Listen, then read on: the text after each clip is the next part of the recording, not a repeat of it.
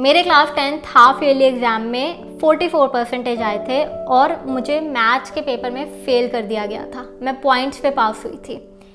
इसके बाद जब मेरे को रिज़ल्ट मिला हाफ ईयरली का तो मेरे रोंगटे खड़े हो गए कि ये तो अभी आधा सिलेबस था, तब मेरा ये हाल है। जब मेरा पूरा पेपर आएगा बोर्ड एग्ज़ाम का तब मैं कैसे करूँगी। और मुझे बहुत डर लगता था, पहली बार बोर्ड एग्ज़ाम देना था, इतनी ज़्यादा टेंशन होती थी। कट टू जब मेरे बोर्ड एग्जाम्स हुए तब मेरी 8.4 CGPA आई एंड मैंने कोई ट्यूशन कोई कोचिंग नहीं रखी थी, मुझे मेरे पापा पढ़ाते थे। बट इस चीज़ के बीच में मैं आपको ये बताना चाहती हूँ, एग्जैक्ट यही सिचुएशन शायद अभी आपके साथ हो। आपने ज़्यादा ना पढ़ रखा हो, आपके हाफ ईयरली में अच्छे नंबर ना आए हो, आपने पढ़ा हो लेकिन आपको पता नहीं कि वहाँ पे पेपर में जाके हम ब्लैंक क्यों हो जाते हैं। तो आज की वीडियो से मैं आपको उस पूरी प्रोसेस से रूबरू करवाने वाली हूँ कि ऐसी क्या मिस्टेक्स थी जो मैं हाफ ईयरली के दौरान कर रही थी और ऐसे क्या मैंने सिस्टम में इम्प्रूवमेंट करी अपने प्रोसेस में जिसकी वजह से मुझे इतना ज़्यादा मेजर डिफरेंस देखने को मिला। तो जो सबसे पहली चीज़ मैं गलत कर रही थी कि मैं रेगुलरली हर एक सब्जेक्ट को प्रॉपरली रिवाइज नहीं कर रही थी एक टाइम इंटरवल के बाद। मैं यूजुअली अपना मैथ्स को ज़्यादा टाइम देती थी क्योंकि वो मुझे वीक था मेरा सब्जेक्ट, और मैं बाकी सारे सब्जेक्ट्स को नेग्लेक्ट कर देती थी, स्पेशली ईजियर सब्जेक्ट्स। तो मुझे ये डिसाइड करना था कि अब मुझे डेली लाइक 1 या 2 दिन के बाद तो मेरे सब्जेक्ट्स रिपीट होने चाहिए, उनमें ज़्यादा गैप नहीं होना चाहिए। तुम मुझे बताओ कि तुमने कल सुबह क्या खाया था, क्या आपको याद है? नहीं याद रहता। सिमिलरली तो जो हमने कल सुबह का पढ़ा है वो हमें कैसे याद रह सकता है। तो यही चीज़ मैंने डिसाइड करा कि अब मैं अपने सब्जेक्ट्स के ग्रुप बना लूँगी। तो बेसिकली मैंने 2 ग्रुप्स बनाए। एक दिन मैं पढ़ने वाली थी मैथ्स, साइंस और इंग्लिश डे 1 पे, और डे 2 पे मैं पढ़ने वाली थी maths, social science and Hindi, ताकि जब डे 3 आए तो डे 1 वाले सब्जेक्ट्स रिपीट और डे 4 पे डे 2 वाले, और इसी तरह से कॉन्टिन्यूटी बनी रहे। तो जो पहले वाला सिस्टम था उसको कैंसिल करा कि भाई जो मन कर रहा है वो पढ़ लो या फिर जो वीक सब्जेक्ट है वही पढ़ लो। एक प्रॉपर शेड्यूल बनाया। दूसरी चीज़ ये करी कि मैंने ये डिसाइड कर लिया कि अब मुझे डेली 5 घंटे तो पढ़ना ही है बेयर मिनिमम, क्योंकि मैं ट्यूशन नहीं जाती थी तो मुझे इतना टाइम तो मिनिमम देना ही था खुद ब खुद।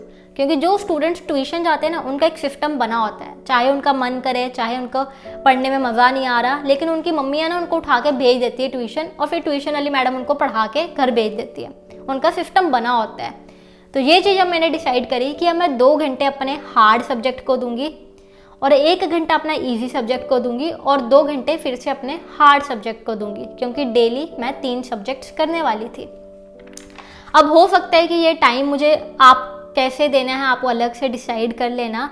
मैं इसको ऐसे देती थी कि 2 घंटे मैं इवनिंग में, 2 घंटे रात में, और 1 घंटा जो स्कूल से आने वाला टाइम था तब देती थी।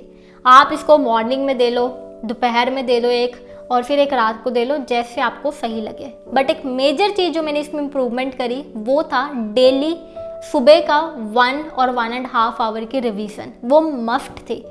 सुबह जब मैं अपने ऑटो का वेट करती थी उससे पहले मेरे पापा जो भी मैंने पढ़ा होता था ना उस सारी बुक्स को खोल कर उनमें से क्वेश्चंस पुट अप करते थे कि चलो भाई तुम्हारी रिवीजन करवाई जाए। तो ये चीज़ मेरे लिए एक नेसेसरी थी कि जो भी पढ़ा होगा वो अगले दिन इस तरह से पूछा जाएगा। तो यही चीज़ आपको करनी है। तीसरी जो इम्पॉर्टेंट चीज़ करनी थी मुझे वो ये था कि मैं ज़्यादा से ज़्यादा प्रैक्टिस करूँ।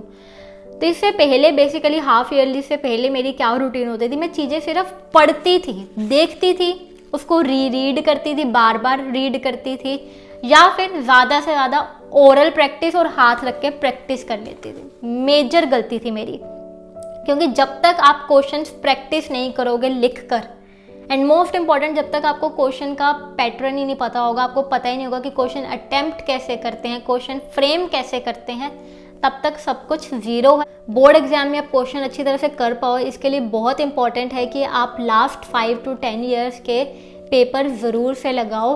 तो ये चीज़ फिज़िक्स वाला ने आप लोगों के लिए आसान कर दी है। PW ने लॉन्च किए हैं CBSE 10 ईयर सॉल्व पेपर, तो जिसमें आपको लास्ट 10 ईयर के पेपर को सॉल्व किया गया है विद डिटेल एक्सप्लेनेशन, और यहाँ पर आपको आइडिया भी मिल जाएगा कि पेपर एक्चुअल में अटेम्प्ट कैसे करते हैं। अब आपको ये बुक क्यों लेनी चाहिए, उसके जो मेजर रीज़न है, पहला तो आपको चैप्टर वाइज यहाँ पे एनालिसिस मिल जाएगा 5 ईयर CBSE जो आपके प्रीवियस ईयर पेपर्स हैं, और साथ ही में आपको 19 original CBSE paper Delhi and outside Delhi दोनों देखने को मिलेंगे।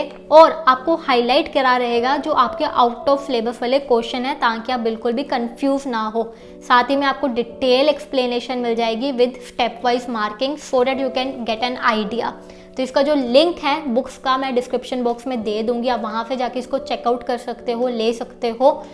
तो क्वेश्चंस को ज़रूर से लगाओ, उसको बिल्कुल भी निगलेक्ट मत करो। यूजली मैं क्या करती थी, इतना ज़्यादा फेमिलर हो जाती थी देख देख के ही कि मुझे लगता था कि भाई सब कुछ आ गया।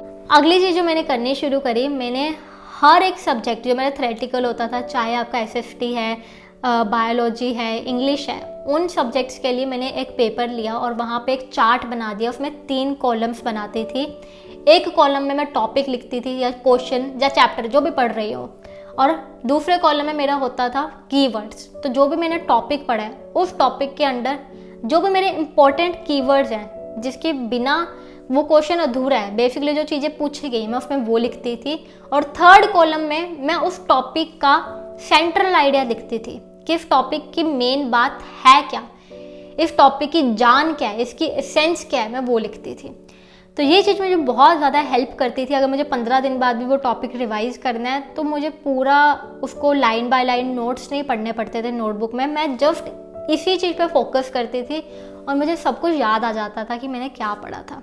तो ये चीज़ आप अपने सभी सब्जेक्ट्स के साथ करना जो आपके थ्योरेटिकल है। अगली चीज़ जो आपको ध्यान रखनी है वो है आपकी स्पीड। चाहे आप घर पे भी प्रैक्टिस कर रहे हो, बट स्टिल रिमेंबर कि स्पीड से प्रैक्टिस करने की कोशिश करो, क्योंकि बोर्ड एग्जाम जब आपका पहला एग्जाम होगा ना, तो आपको यही रियलाइज़ होगा कि मेरी स्पीड कितनी ज़्यादा स्लो है। वहाँ पर आपको सोचना भी होता है, क्वेश्चन को समझना भी होता है, और उसके लिए आंसर भी फ्रेम करना है अपने दिमाग में, और फिर उसको पेपर में राइट डाउन भी करना है। तो ये सबसे बड़ी दिक्कत फील होती है कि हमारा पेपर छूटता छूटता बच गया या फिर हमारा पेपर छूट ही गया। तो इस चीज़ के लिए भी अभी से प्रिपेयर होना शुरू कर दो।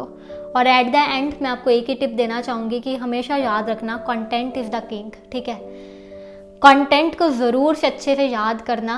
अगर आप ये सारी टिप्स लगाओगे आपका कंटेंट याद रहेगा। यूजली मेरे साथ क्या होता था, मैं पेपर में ब्लैंक हो जाती थी क्योंकि मैं ओरली पढ़ के जाती थी। तो बेसिकली अगर आप पढ़ते रहोगे, ओरली करते रहोगे, तो आपको चीज़ें भूलेंगी, क्योंकि जब हम ओरली करते हैं ना तो हमारी स्पीड ज़्यादा होती है बोलने की, सोचने की, लेकिन जब हम पेपर पे लिखना शुरू करते हैं तो हम ब्लैंक हो जाते हैं। तो ये चीज़ मत करना।